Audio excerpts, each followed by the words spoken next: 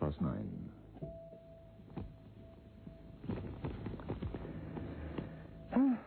Still, what can you expect? Always the same new house. Bound to be bills. Of course. They're all bills. Yeah, afraid so. Oh, no. Here's a... Oh. What? I didn't know we knew anybody there. Where? Australia. Well, I don't. Do you? Open it. Won't bite you. We'd been in the house 3 weeks when the letter came. July. It was drowsy weather. There's so much to do. The new house, curtains, and we worked very hard. We went to bed before dark every day, tired out. By the same post, I got a letter from Mary. Forgetting Australia for the moment, I was deep in her everlasting news when something made me look up. I looked down again and then back once more at Arthur's face. I wasn't sure then what I saw there. I only knew that whatever it wasn't good.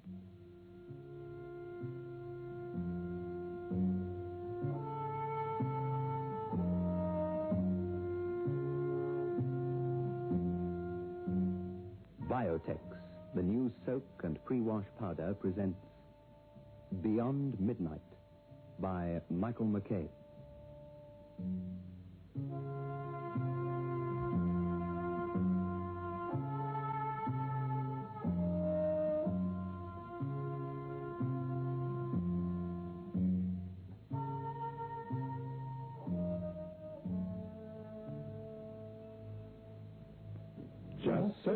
Just soak in Biotex.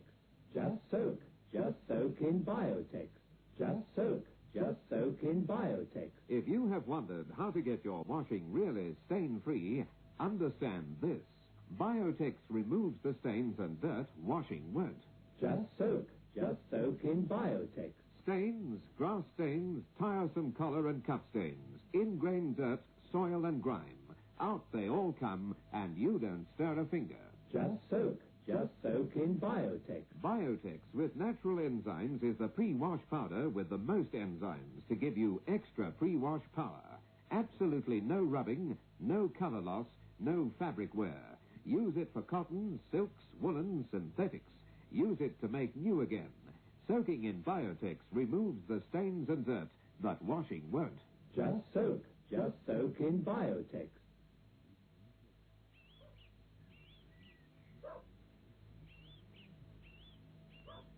Those used to be sunny mornings.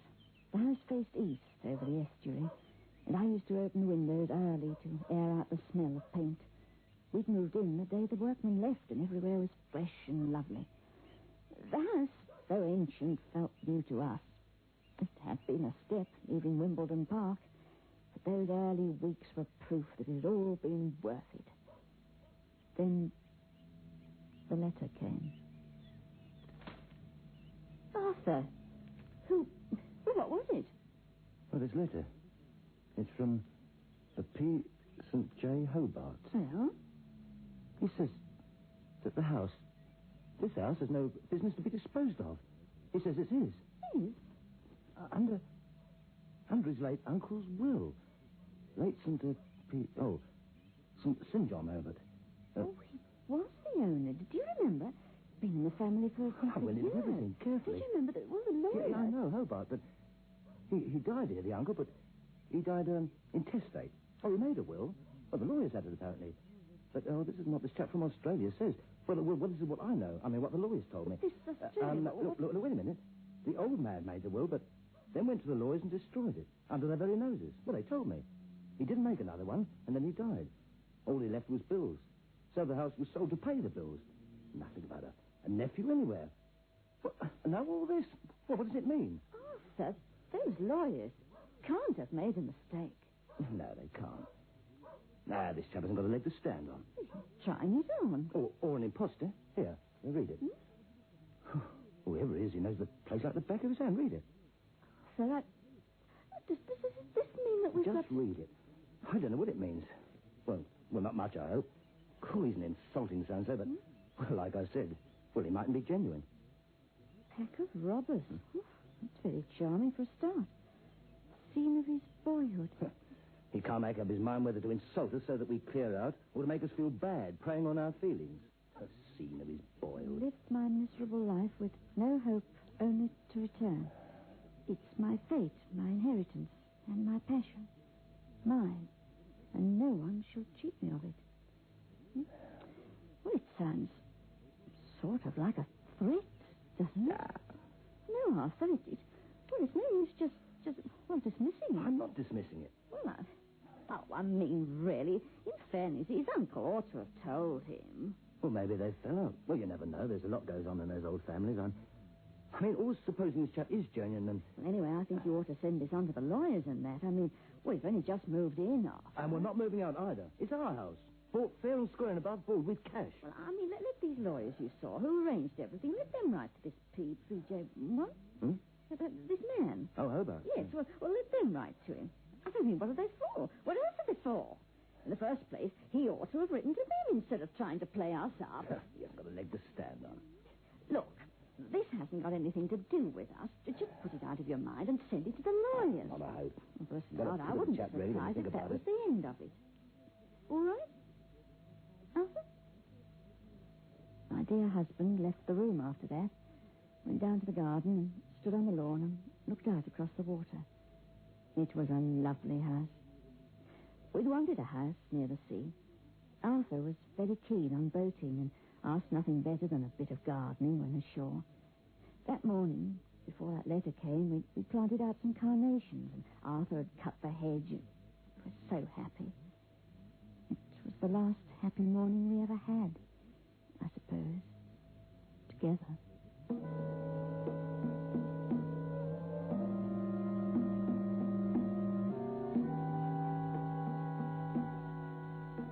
As soon as Arthur set eyes on the place, I knew we were going to live there.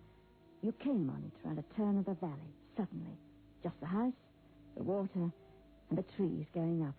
The lawn sloped to the estuary, and there was a jetty. High and dry that day, for the tide was out. You didn't tell me you'd written yourself.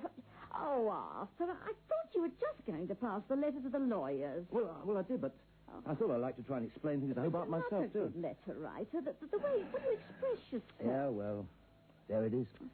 The fat's in the fire now, all right.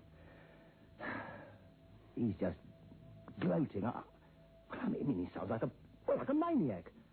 I just wanted to let him know the place was in good hands. Well, I thought... Oh, I don't know what I thought. Would he go for us with a gun or anything? It sounds as if... Anyway, he's coming. Coming here. Just to throw the whole matter out. What is it, a thrash out? It's our house. We bought it. I mean, that's what I told the lawyers. I thought lawyers were people to be trusted. I've never had to deal with lawyers much before, but at least I thought in an open and shut case like this, I mean, when there's no doubt who's in the right, I thought they'd be on our side. All they do is hum and haw, change the subject.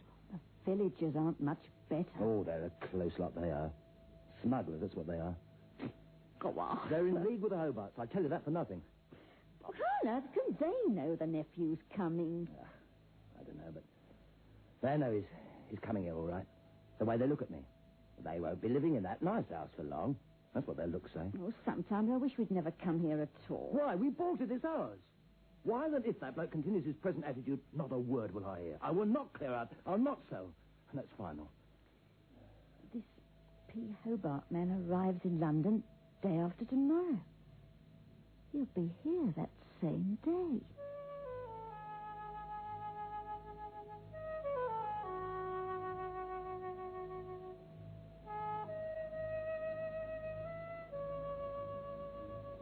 So there we were, left with this worry hanging over us.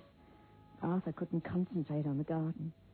Somehow I couldn't summon up any energy to get on with the things that needed doing around our home. Because we were frightened that in a very short time it would no longer be our home. And then, 2 mornings later, we ceased to worry. I'm just going down to the shops, dear. Do you need anything? Tobacco? Arthur, dear, is there anything wrong? Lizzie, look. What? Arthur, what's the matter? I don't believe it. What? Well, there's been a plane crash. En route. Home from Australia. Where they give the passenger list. Look. All lives lost. There. P. Sitchin Hobart.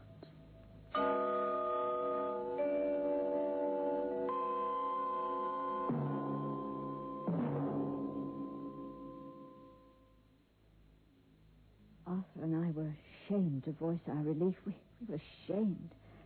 Later on that day, the lawyers came on the phone. Yes, I know, said Arthur. Don't tell me. That evening, our floorboards started to be torn up. A clock was moved from in front of a sliding panel.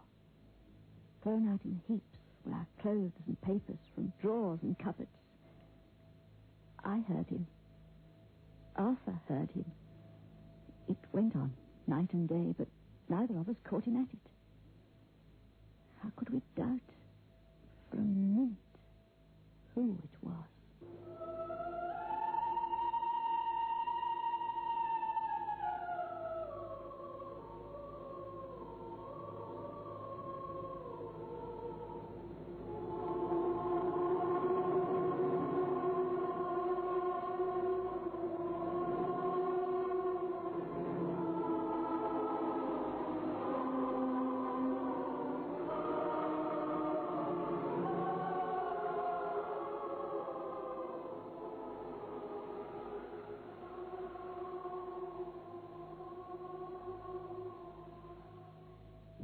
I feel like a new man.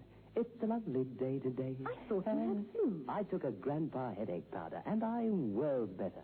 When colds and flu are about, Grandpa headache powders are what you need. Grandpa headache powders work fast because they dissolve almost immediately. Grandpa makes all those dreadful flu symptoms disappear quickly. So, whenever you're in pain, get fast relief. Get Grandpa headache powders. Ah, Grandpa. Just soak in Biotex. Stains, grass stains, collar and cut stains, ingrained dirt, soil and grime. Out they come and you don't stir a finger. Just soak in Biotex. Biotex with natural enzymes is the pre-wash powder with the most enzymes to give you extra pre-wash power. Absolutely no rubbing, no color loss, no fabric wear.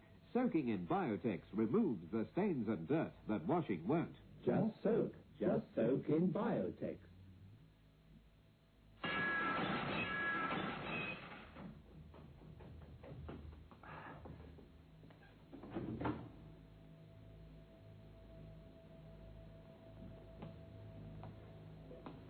Please, dear. Please. Hobart? Can you hear me, Hobart? No, Arthur, please. Can you hear me? Leave us alone. Go away. We know it's you. We're sorry. Although none of this was our fault, we are sorry. Sorry that you had to come halfway across the world just to die. We're sorry, P. St. John Hobart. But you've got to stop frightening my wife now and go away. Go where you belong. It's all right, Lizzie. It's all right, love. Please. Please, sweetheart. I never thought that. Do you think that figure in the village? Oh, what's good with that? Clergy's got powers. They can do things. Oh, I don't know what to call. Exorcise, Lizzie. Oh, they do, don't they? Please, let's go and see him. We don't belong to his church. Well, we never go to church. Oh, he's a good Christian gentleman. He'd see us. Why should it matter whether we go to church or not? That's not what he's for, just for people who... All right. Yes. I'll phone him and we'll go and see him. And we'll both go. You know what he's looking for, don't you? Hobart? Yes. The will. Yes. The one that the old man destroyed. Here we are, two grown people, old enough to know better, huddled, frightened in the room, talking about a man who's dead. And we know he's dead. And we're talking about him as if he's alive in our house. And He is? In our house, I mean. Not alive anymore. there are no such thing as ghosts. Oh! Lizzie, Please, my dearest. It's all right, please. We've got to fight this. Please say you'll fight. Please tell me you'll try. Try not to be too afraid. We'll fight this together. It's got to end somehow.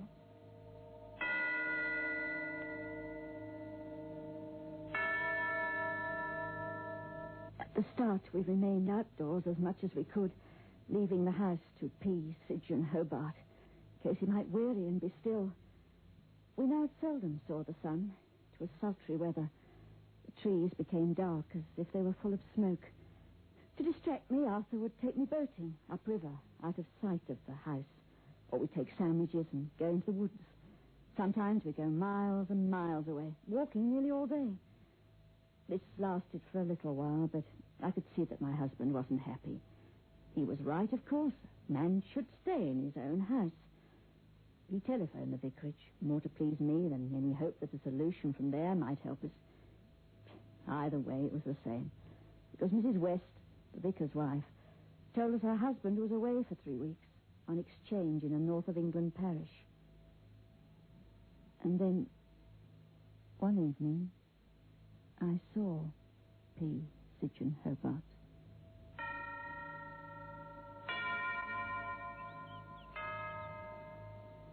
Oh, I feel as if we've walked for miles and miles. I feel as if we've walked to Land's End and back. Oh, it's lovely to go out for the day, but it's even nicer to reach home again and see your house down... Red sky at night. Shepherd's delight. Looks as if this... Arthur. What is going to... Look, in the doorway.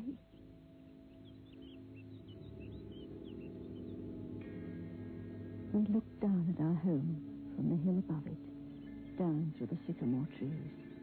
And he stood in the doorway, as might an owner. Oh, we knew him so well. He was tall and bald, and even from that distance, I felt that he was smiling. Let's get down there. To our house.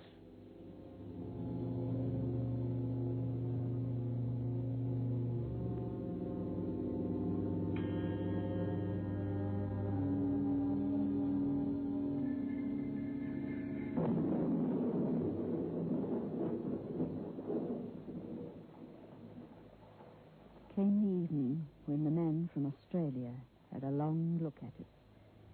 It was raining and the windows were closed. There was a heavy sea mist from the estuary. Arthur was reading. I was trying to sew some chair covers, but somehow my heart wasn't in my task at all. I looked towards the window, and there he was. One hand flat against the pane, with the water running down in little rivers.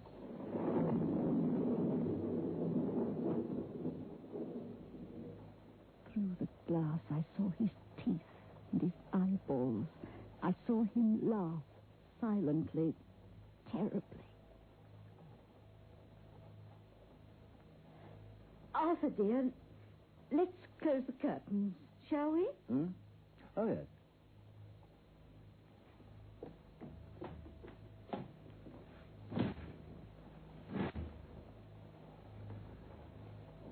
Somehow I pity him out there. Oh, Arthur, how much longer? How much? Oh, my dear, I won't go. I won't. What's good enough for him is good enough for me. Yeah, but why don't you... What? Why don't you go away just for a while? And for a change. And to Mary's side, There isn't leave you. I know where my place is. He's stopped looking for the will, hasn't he? It seems as if he has. Seems concerned with us now. Could he do us some harm, do you think? Well, how could he? He's not of this world. Well, not flesh and blood. But how could he touch us? But perhaps he wants to come to terms. Terms? It's funny. I wouldn't mind having a bachelor in the house. I wouldn't mind at all. If he was alive.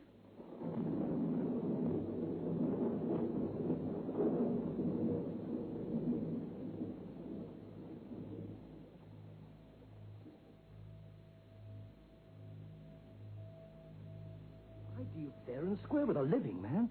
That's all I ask a living man to deal with. Well, as it is, I call this a dirty trick. Well, you can't blame him. Blame the air crash, but you can't blame him.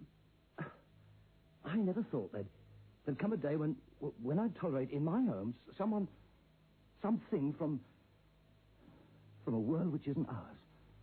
I can't enjoy my home anymore, and I won't be able to until I've had this out. Until it's finished. I'll have this out with him if I die in the attempt. Arthur would stand for hours in our doorway, watching to see who would come out of the woods. It seemed as if Hobart had given up sneering.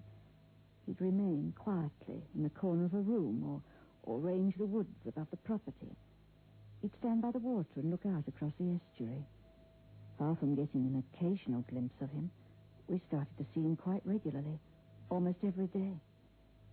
After a while, it seemed as if we merely had a silent guest living with us. But you see, Hobart would never face Arthur squarely. No sort of satisfaction would he give. It was always distance. Distance between them. And looking back, I can see that this was all planned on our ghost's part. He was goading Arthur, goading him. He was everywhere, and always the same queer smile upon his face. Get us out? No. Somehow, I think I knew, even during those days, that he meant to do more than that. It may have been his revenge, I don't know.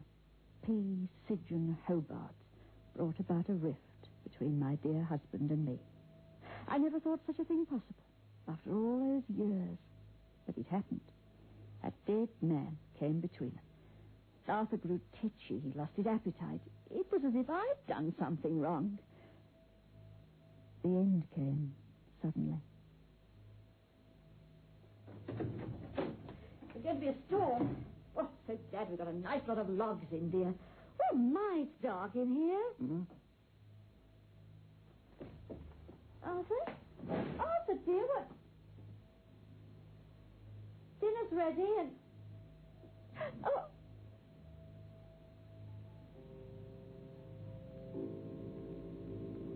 I looked up, and Hobart was standing between the dinner table and me.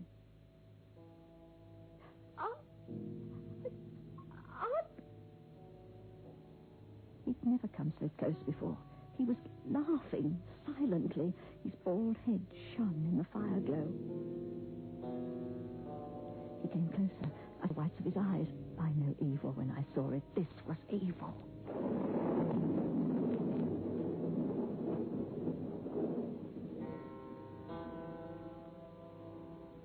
The wind came.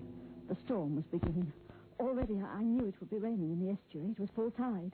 Hobart, P. Sidgeon Hobart, came closer to me and closer still. Arthur!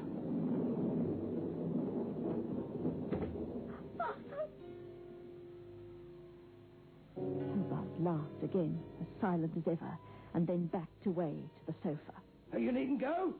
We've got business, Mr. St. John Hobart. And he spread his arms wide, Arthur did, barring the one way out of the room. And Hobart walked straight through Arthur and the door and disappeared. No, you shan't. You can't do this. Well, not just...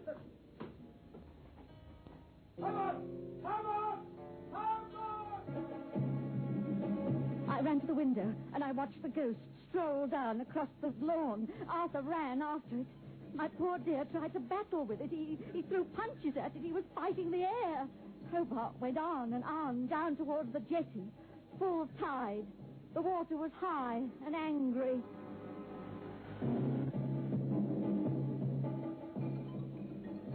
Lightning flashed. Hobart shimmered in the lightning. Through the downpour, I watched them come face to face, for Hobart turned suddenly. I could see him laugh.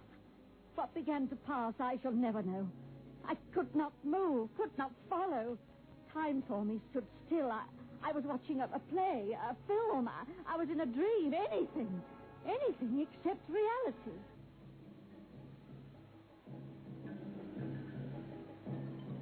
Hobart strolled off towards the jetty. Arthur followed. Lightning, a white sheet under the water, over which P. Sidgeon Hobart walked Forward! On! Arthur followed and fell where the jetty ended.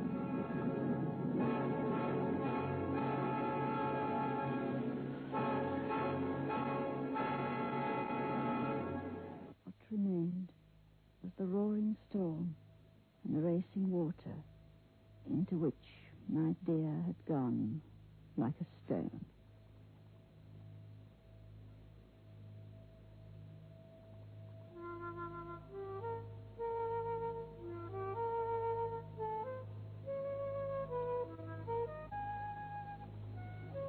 Not till the following day did they bring Arthur home. His poor face was strangely peaceful. You see, he was satisfied. He had had his say. He had had it out. I suppose I got through on the telephone to the village.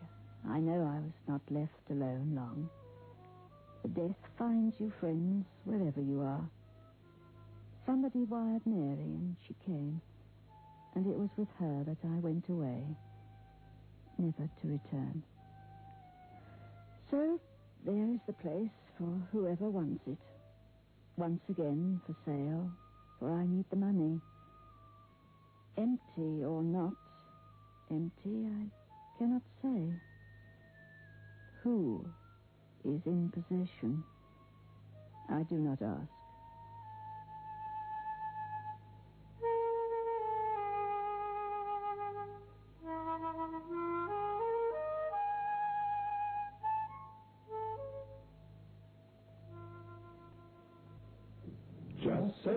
Just soak in Biotex. Just soak in Biotex. Just soak in Biotex. If you have wondered how to get your washing really stain-free, understand this.